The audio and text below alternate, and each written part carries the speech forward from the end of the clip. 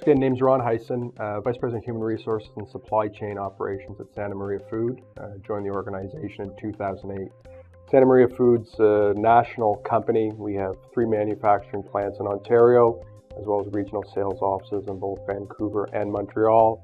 Really sell predominantly North America, Canada, and the US. So the challenge in 2008 was really to leverage what was a fantastic family-run organization into a much larger process-driven, expand that model and do it successfully through our people. PI was the tool we used to say, hey, can this person do that job? Do we have the right person in the right role? Do we need to bring in somebody with different skill techniques, etc.? And we're building our teams, our strategies, etc. Do we have the right mix of people on each of those? Predictive Index actually has made turnover a non-issue.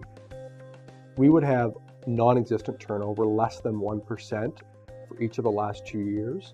It would have been in about the 5 to 6% before. We've had absenteeism rates drop from over 4 to 5% to less than 1.5% in our organization. In addition, category growth, besides our top line, our category growth has been 4 to 5 times the growth rate of others in the category. The reason we went with PI is really 4 factors. One is the richness of the data you'll find in the PI. As you become more and more familiar with it, you'll find there's more and more data. The ease of use. So whether you're using it from a recruitment perspective or whether you're using it internally, it's a very simple to use from a technology perspective and or pen and paper if you need to do it that way.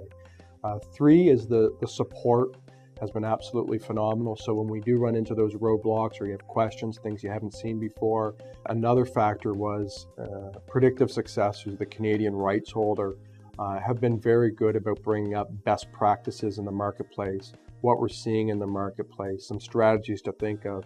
So it's been very good to engage them, bounce different ideas off of, and we continue to find new ways to use a tool and have new learnings. What we've paid for the tool is inconsequential to the value it has. I mean, you make one bad hire at a senior level. To your point, if you make there's different formulations on that math, whether it's 1 times base salary, 3 times base salary, but whatever, you make one bad hire in that, you're talking hundreds of thousands of dollars. That's nowhere near the expenditure we've had with PI. So it's paid for itself hundreds, if not thousands of times over an ROI.